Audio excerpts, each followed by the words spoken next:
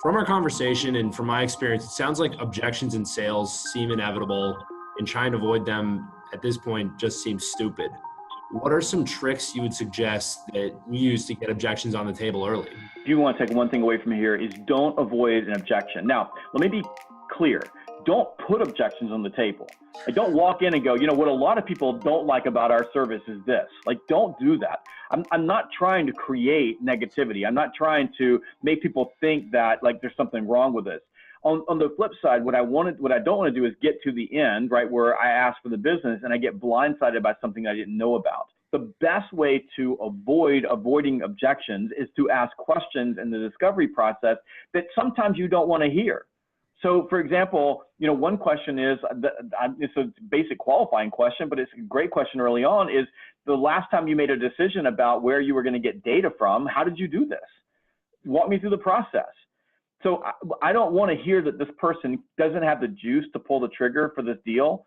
But if I ask that question, I'm probably going to learn that either they are or they don't, or here's how we do this, or here's the process. Then I know that in advance, so then I can shift my next steps around that particular paradigm.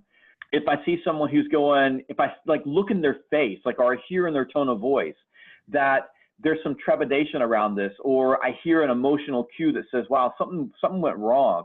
I might say, it sounds to me like you've had some bad experiences with providers like me in the past. Tell me about that.